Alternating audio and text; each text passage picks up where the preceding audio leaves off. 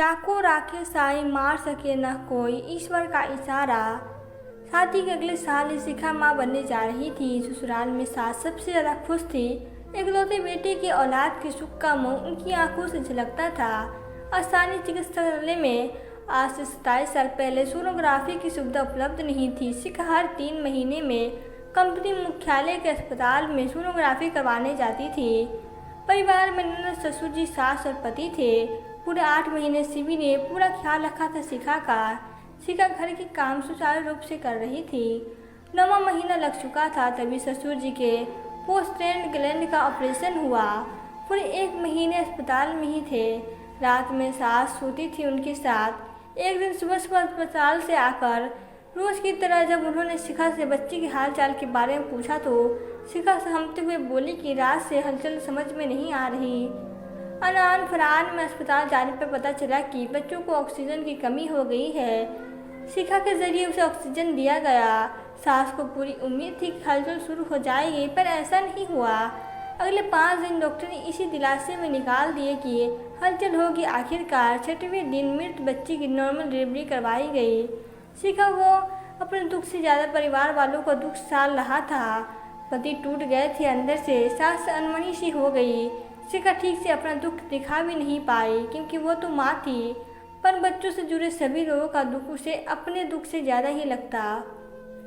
सास ने भी खुद को मना लिया था, यह कहकर कि ज़मीन बंजर नहीं, फिर होगी फसल।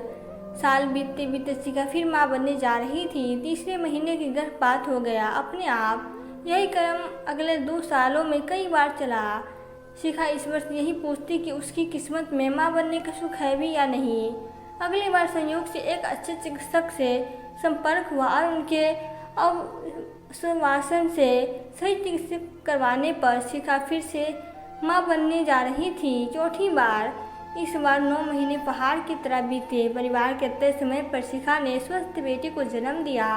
आंखों से झरते आंसुओं को पोंछते हुए सास की गोद में जब बेटे को देखा तो शिखा अपनी नॉर्मल डिलीवरी की वेदना भूल गई। सास अपने बेटे को गोद में लेकर रोए जा रही थी। शिखा ने ईश्वर पर अपनी आस्था आज प्रमाणित होते देख ली। बेटा लगभग 2 साल का हुआ तो शिखा ने एक स्कूल में पढ़ाना शुरू कर दिया। दशहरे का समय था। घर की साफ सफाई शुरू हो चुकी थी साल भर के पर्व के लिए। शाम को अचानक शिखा के पेट में दर्द हो गया। अस्पताल जाने पर पता चला फिर गर्भवती है शिखा। इस बार सभी को बेटी चाहिए थी। 3-4 दिनों तक अस्पताल में रहने के बाद चिकित्सकों ने बताया कि बच्चा अब नहीं रहा, बहुत ज़्यादा खून निकल चुका है। शिखा ने आसमान की तरफ देखकर कहा, क्यों इतनी परीक्षा ले रहे हैं प्रभु, मैंने क्या बिगाड़ा है, जानबूझकर कभी किसी का हित नहीं किया। डॉक्टर ने परामर्श दिया कि अगले दिन आकर डीएनसी करवा ले। अस्पताल में खून और यूरिन की जांच हो चुकी थी। रिपोर्ट निगेटिव था। बच्चा जीवित नहीं था अंदर। पता नहीं क्यों शिखा का मन मान ही नहीं रहा था। धार धार रो जा रही थी। तब सास ने दिलासा दिया, मत रो बेटा, ईश्वर की मर्जी के आगे किसकी चलती है, अगली बार सब ठीक होगा। शिखा अस्पताल पहुंची अगले दिन तो निषेचना वाले डॉक्टर ने जैसे ही पूछा, बेटा कुछ खाया तो नहीं ना? सुबह इस इंजेक्शन से तुम कुछ समय के लिए अचेत हो जाओगी। अब तो शिखा को काटो तो खून नहीं। सास ने सुबह ही तो बिस्किट और चाय दिया था शिखा को। टेबल पर बैठकर शिखा ने कबूल कर लिया कि उसका पेट खाली नहीं है, चाय और बिस्किट है पेट में। डॉक्टर ने सास को नसीहत देकर कल आने के लिए कहा। अगले दिन ऑपरेशन थिएटर में इमरजेंसी डिलीवरी के इतने मरीज थे कि शिखा का नंबर ही नहीं आया। पति और सास भी अब खसिया रहे थे। अस्पताल से घर लौटने के रास्ते में एक छोटा सा काली मंदिर होता था, जो अब भी है। लौटते समय मंदिर के सामने खड़ी होकर शिखा ने कहा, पर वो और कितनी परीक्षा लोगी मेरी, अपनी आंखों के सामने अपने अंशों को नष्ट होते देखने का दंश, और कितना सहे वो। उसका इतना कहना था कि पेट में कुछ हलचल सा आभास हुआ। शिखा को अभी मुश्किल से 2 महीने भी पूरे नहीं हो पाए थे। शिखा अब अड़ गई। पति के विनती कर के बोली, कहीं प्राइवेट में चलो न दिखा दे, सोनोग्राफी करवा के देखते हैं। जो पति शिखा की बात इतनी आसानी से कभी मानता नहीं थे, आज अपने परिवार के विपरीत प्राइवेट संस्थान में लेकर आए शिखा को। डॉक्टर ने सोनोग्राफी करते ही पति को कक्ष में बुलाया और कहा, देखिए आपकी पत्नी के गर्भ में 3 महीने का गर्भ है। जुड़वा बच्चे हैं, एक नष्ट हो चुका है, एक सुरक्षित है। हाँ, एक बात ज़रूर कहूँगा, खास ध्यान रखिएगा।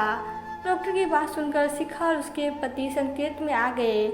शिखा सोच रही थी 3 दिन पहले ही अगर डॉक्टर ने चेक कर लिया होता तो आज उसका बच्चा नष्ट न हो जाता। हे भगवान, कितनी बचाया तुमने मुझे। प्रभु, ये करिश्मा तुम ही कर सकते हो। डॉक्टर ने शिखा और पति दोनों को समझाया। एक बच्चा नष्ट हो चुका है, एक बिल्कुल स्वस्थ है, अलग थैले में है, दोनों अलग अलग नली से जुड़े हैं। नाभि से ठीक समय पर जब डिलीवरी करवाना तब ध्यान रखना, 2 नार निकलेगी। घर आकर शिखा समझ नहीं पा रही थी कि कैसे शुक्रिया अदा करे ईश्वर का।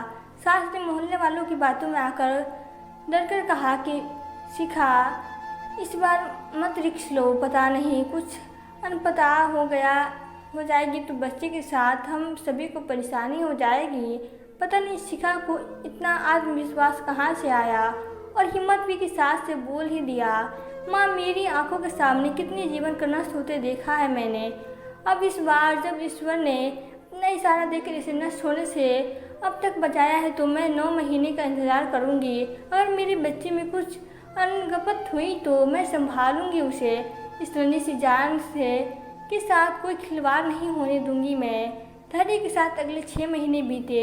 शिखा ने तय समय पर अस्पताल जाकर एक स्वस्थ बच्ची को जन्म दिया।